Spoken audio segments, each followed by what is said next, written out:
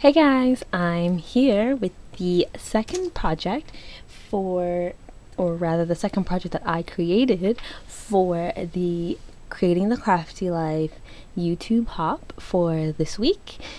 It is once again Graphic 45 themed, and the reason you are seeing what you are seeing right now is because this is the top of the project. The project is an altered Pringles can, and this was created for a swap that is actually happening over on the Creating the Crafty Life swap site or Ning community site. And so what is on top here that you see and can probably hear is some netting that I actually received, or rather that I purchased at a thrift store, and in the center is actually an earring piece. This belonged on a what do you call those, clip-on earrings, and I just took the clip-on part off the bag and I've used it as a center of this interesting little bunch here, this netting bunch that I created. And this is the top of the can, so on top of the cover, and the side, or the front of the can is this. And this is the front because the theme for this Pringles can swap is tea time. And obviously, being a Graphic 45 theme YouTube hop, and this being a Graphic 45 project using botanical tea, I thought it would be appropriate for the hop. And so what I did was, as you can see, this is the first page, like the title or the signature page of the collection.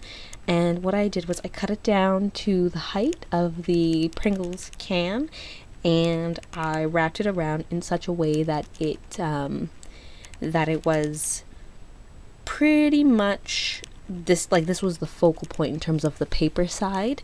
And I did that, I don't know, like I think I did it in sections. So like I started gluing one edge of it gluing one edge of it to the can, and then once that dried, then I would glue, another bit to it, because I found that once I started gluing it, I kind of had to hold it for a while before, it would set properly in order for it to not move if I continued to glue around it. But anyways, moving on. So that is the title of the can, I guess you could say. So going from top to bottom, so you can see this is the way it looks top to bottom. It is large, so it's a bit difficult to keep in frame in order to, with you seeing the detail and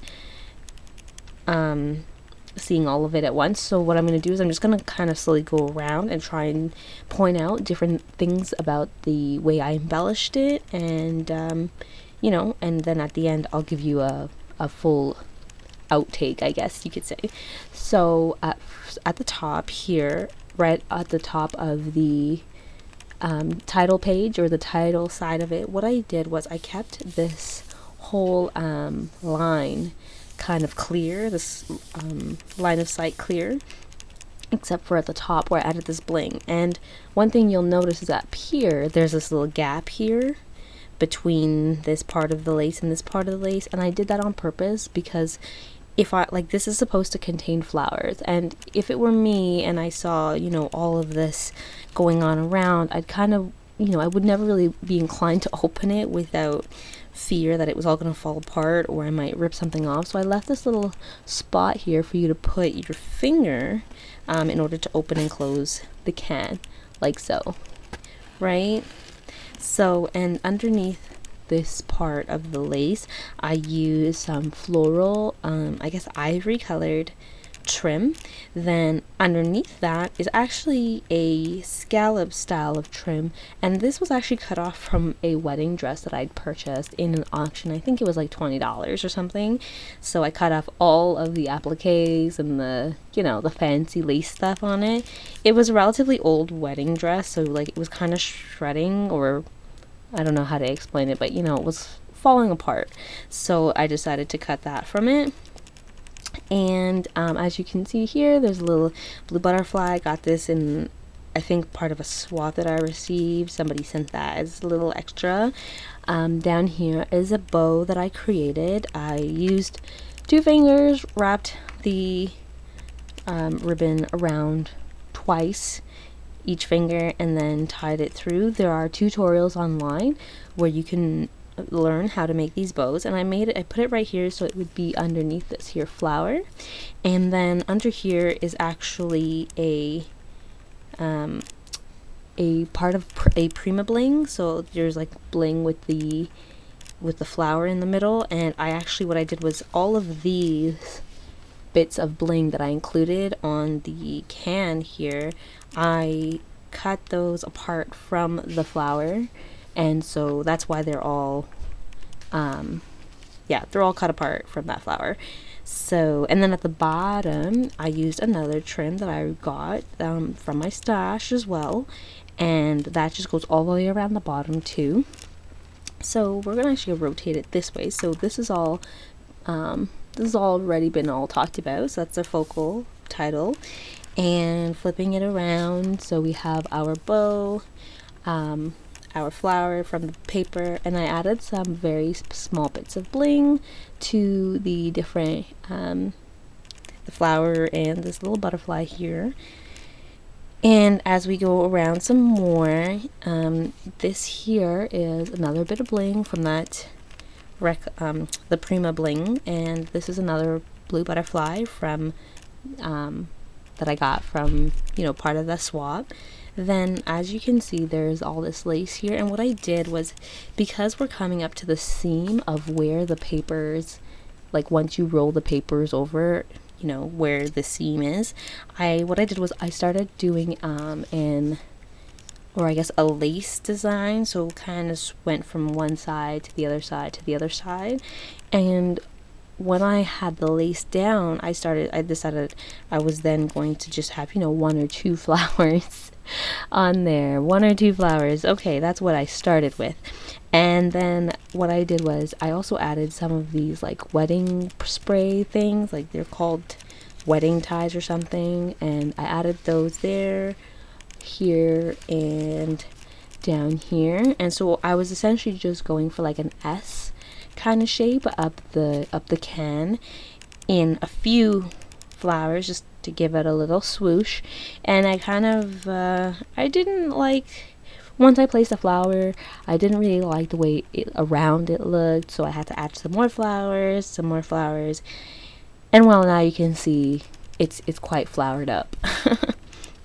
So that is the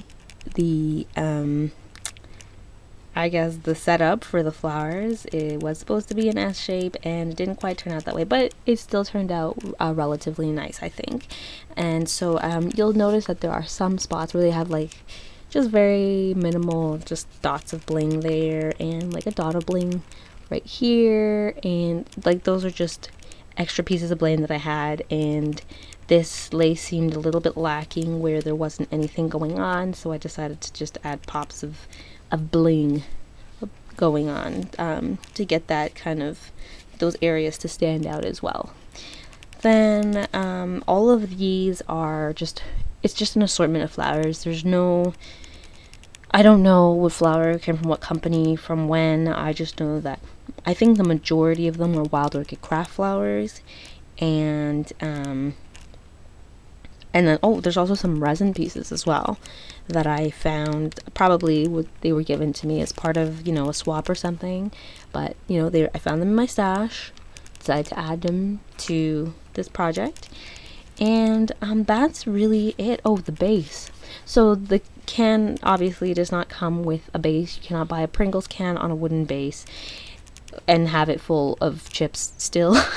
So what I did was I went to, I think it was Joann's I got this at. I'm not sure. I'm in Canada, by the way, so this was actually obtained while I was across the border. And when I got it, it was the perfect size, because this was a 4x4, like this is a 4x4 base. So what I did was I gessoed it completely, whole thing, and then I used some of the paints from, oh, what's her name, Claudine Helmuth paints. I love Claudine Helmuth paints. I don't know why the coverage just always is. It's always such great coverage on the projects that I do, and I really love using it. So I used a pink, then I did the pink around the base as well, and then I used a green in the middle here. And then what I did was, actually, you may or may not be able to tell on camera, I'm not sure how well it's going to come through, but after I did the green in the middle, I started going around the edge, again, kind of dry brushing the green on top of the pinks, after it was dry, so that way you could see, you know, a bit of a gradient almost from the green, from the pink to the green. And then around the actual base, like the round, the widest part of the base, I used some Juan Fawn twine, and I did like a rope wrapping kind of technique with the twine, or twine wrapping, I don't know what they call it in all honesty, but I went around the base using glue and the Juan Fawn twine, and in order to give it a dark kind of a, I don't know, like to add the weight to the bottom part of it, because when I had it with just pink, it just seemed a bit light. So with the twine, it gives it some, like, it grounds it. That's the word I'm looking for. It grounds the whole base. And then on the bottom, what I did was I used, I don't know if this is what these are for. I think these are supposed to be knobs or something. I have no idea. But I bought a pack of them from somewhere. I don't know. I just know I have have them in my stash, and I painted them first with gesso, and then I used the same green that I used, you know, painting the rest of the project, or the rest of the parts that I painted, and I kind of mixed the gesso with it. Like I dipped it into the green while there was still gesso on the brush, and then so it gave me like a very pale green color for the feet. And then I used E6000 to glue them to the bottom, and I used E6000 to glue the whole can to the base. So by the time it's time for me to ship this will be completely set. Like, you should be able to drop this and not worry about, you know, things falling off or the base coming apart from the can. So that is how I designed this Pringles can. And the dimensions, I'm pretty sure that this is longer, oh no, not quite longer than 12 inches. So from the feet to the top of the fluff, it is 12 inches. However, you know, for the actual can itself, it is about, or from the feet to the top of the can, it is about 11 inches. One thing I would like to remind you guys of is that there is another giveaway for this video from me directly, and the giveaway for this video is another card kit, and I will place the kit photo, or the photo of the kit, once I've created it, because it's not yet created, because it's just in my mind right now. But once I've created it, I will put a photo of it right here.